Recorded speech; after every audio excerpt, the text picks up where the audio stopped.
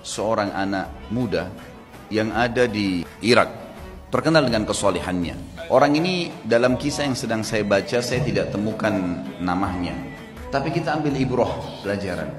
Orang ini saking kekuatan hubungannya dengan Allah luar biasa. Kalau azan langsung ke masjid on time, tidak pernah ketinggalan saf pertama. Dari pakaiannya sudah penampilannya sangat dekat dengan Allah. Kalau ngomongnya selalu cuma ayat Al-Quran, nasihat, hadis Nabi SAW.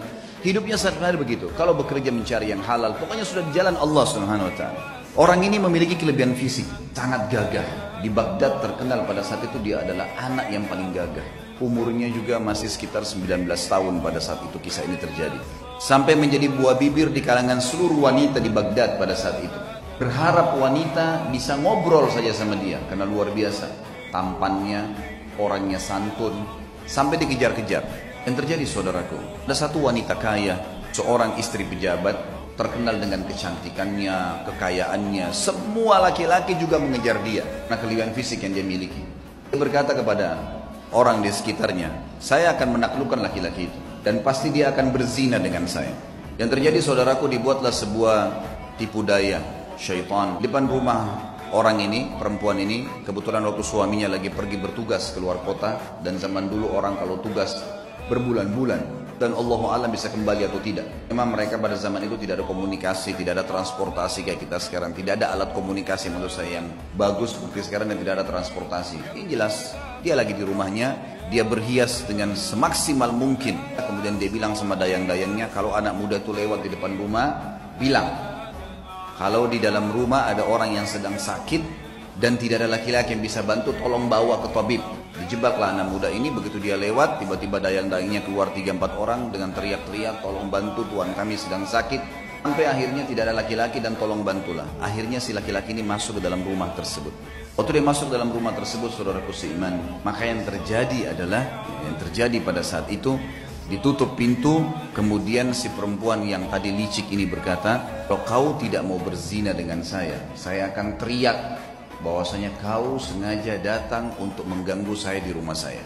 Waktu itu rumah semua berdekatan, sedikit teriakan sudah kedengar, serba salah. Apa yang harus dia lakukan?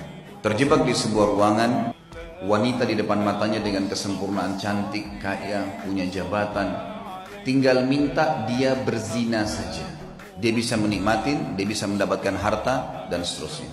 Tapi saudaraku, orang yang sudah mengenal Tuhannya Allah berbeda. Dia sudah tahu siapa dia sudah tahu siapa yang akan dia hadapin dari makhluk juga ini.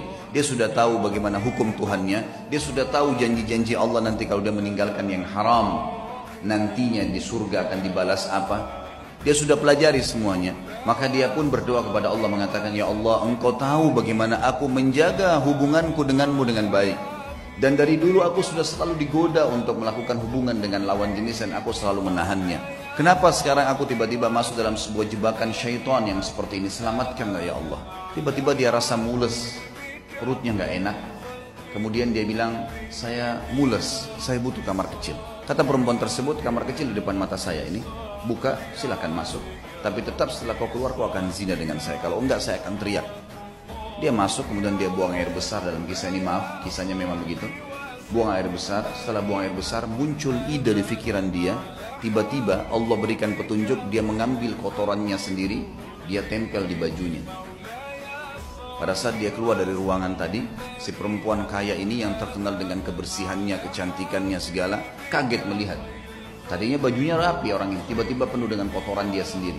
Lalu dia mengatakan, kenapa kau begini? Dia bilang, saya begini orangnya. Inilah yang sedang terjadi sekarang. Maka kalau kau mau berzina, saya orangnya sudah seperti ini. Ini kotoran di badan saya. Akhirnya perempuan tersebut mengatakan, keluarkan laki-laki ini jorok dan kotor. Dikeluarkan dari perempuan tadi, dan dia begitu keluar di depan rumah perempuan tadi sujud syukur kepada Allah selamat dari zina.